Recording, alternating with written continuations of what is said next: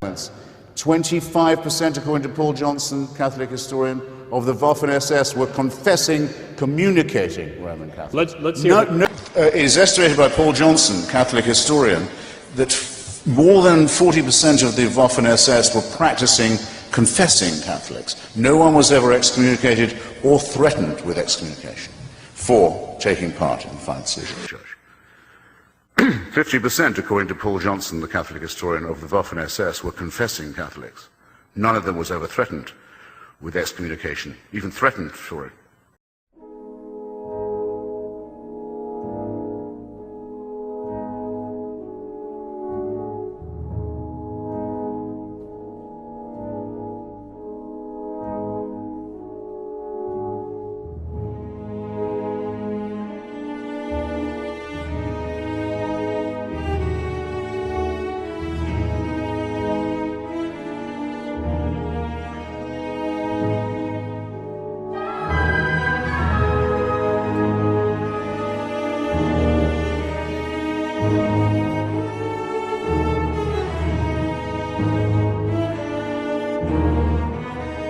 The first treaty that the Nazi regime signed in its first week of existence with the Vatican, giving the Nazi Party a monopoly over education and the raising of all children in Germany in exchange for a Catholic monopoly in liturgical matters.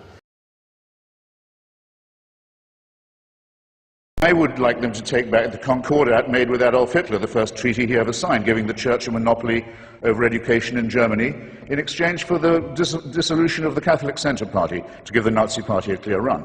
How come that the first treaty made by the National Socialist dictatorship, the very first, is with the Vatican, exchanging political control of Germany for Catholic control of German education? Instead, the Vatican made its first ever political treaty with the Third Reich, exchanging complete control over education on their part for complete control over the rest of the state by the Nazi Party.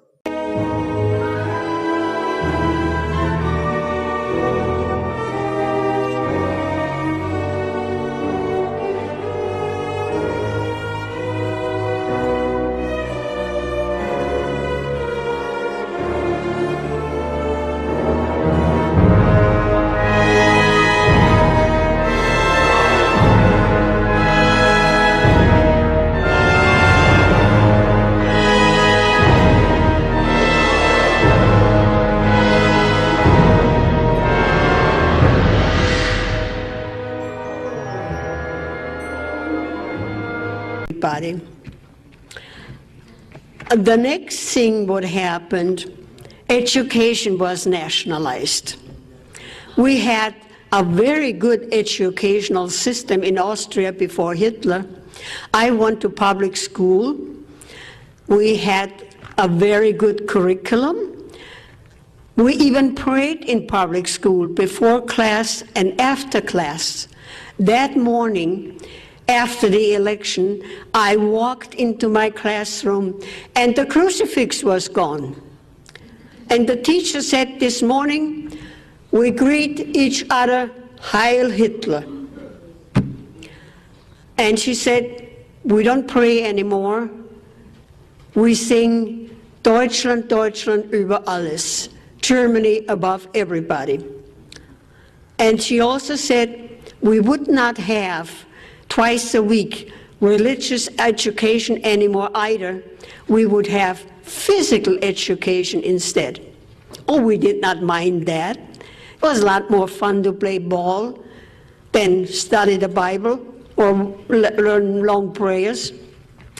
She also said that on Sunday we could not go to church anymore because Sunday was compulsory National Youth Day. We had to attend at 8 o'clock in the morning to the gymnasium instead of going to church. The first 2 hours we had political education. Today I would call it political indoctrination. We were being told not to listen to our parents. They were just old-fashioned old fogies. They did not understand the young people. Only Hitler did.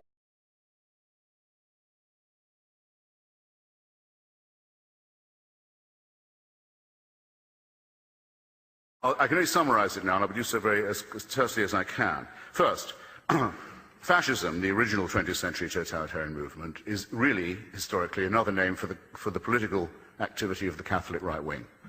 There is no other name for it. Francoism, Salazarism, what happened in Croatia, in Austria, in Bavaria, and so on. The Church keeps on trying to apologize for it, can't apologize for it enough. It's the Catholic right, Mussolini. You can't quite say that about Hitler, National Socialism. You won't think I'm ducking the question if I answer it in reverse order, I hope. Hitler's regime was the regime of a fanatical Catholic who had a concordat with the Vatican. Same is true of Mussolini, same is true of Franco.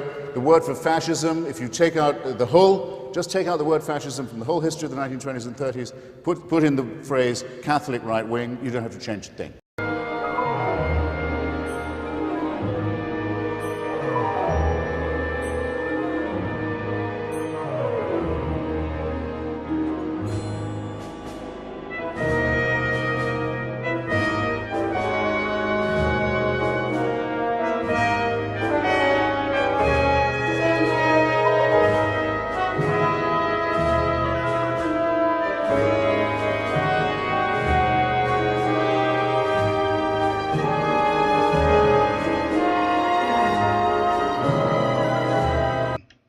The fascist state is not indifferent to religious phenomena in general, nor does it maintain an attitude of indifference to Roman Catholicism, the special positive religion of Italians.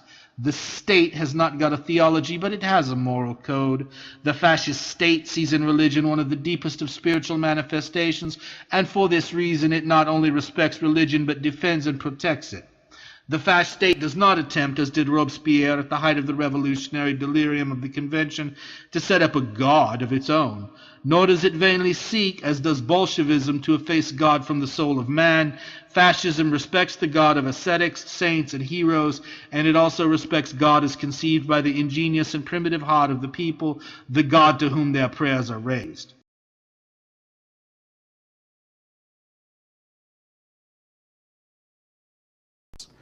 I'm sorry, the area of agreement has just contracted, sir.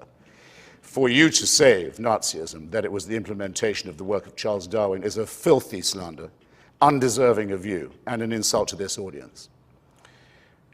Darwin's thought was not taught in Germany. Darwinism was derided in Germany, along with every other form of unbelief. All the great modern atheist thinkers, Darwin, Einstein, and Freud, were alike despised by the National Socialist regime. And there is, it said, I believe it to be true, a misprint in one German edition of The Origin of Species, from which the full statement that evolution requires the survival of the fittest is taken, a statement never made by Darwin, who, as anyone knows, says that adaptability is what is likeliest to give survival, or luck, or advantage, we'd better say, in the struggle.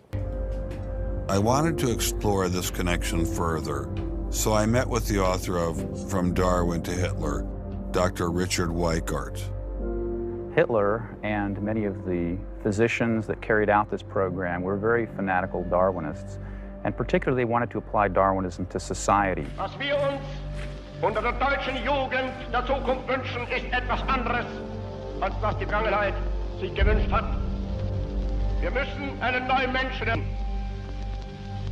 auf das unser Volk nicht an den typischen Degenerationserscheinungen dieser neuen Zeit runter geht.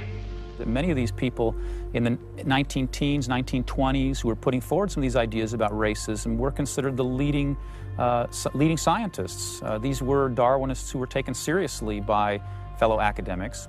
It's not to say that all academics believed it. These leading academics, were there any of them who were Americans?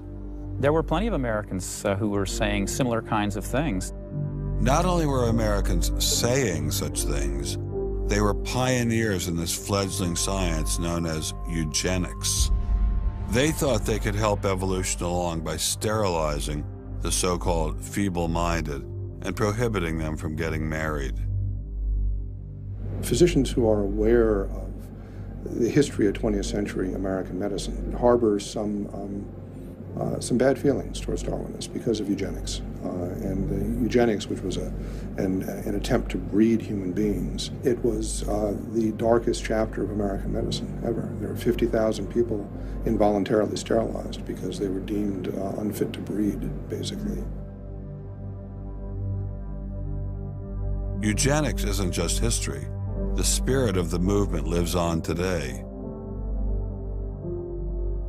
Margaret Sanger was the head of Planned Parenthood. She was a very fanatical in her promotion of eugenics. In fact, Planned Parenthood was all about birth control for the impoverished and lower classes to try to help improve the species.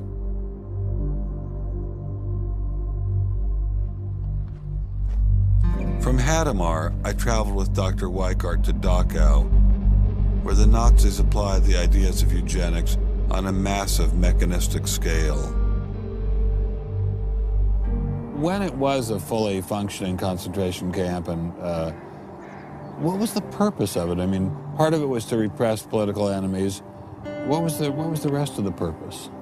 Well, beyond the repression of the political enemies, which was its purpose at the very beginning, then later on it transformed into repressing racial enemies. And sometimes those categories overlapped because sometimes they thought that these people were political enemies because they were inferior biologically. The war itself was part of the Darwinian struggle for existence for Hitler. And he saw the extermination of the Jews as one of those fronts to this warfare going on as this Darwinian struggle for existence.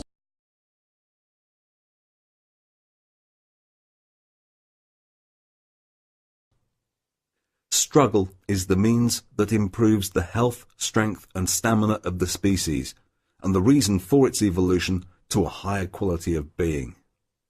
If any other process were the choice of nature, all development and evolution would cease, and the progress so far achieved would reverse.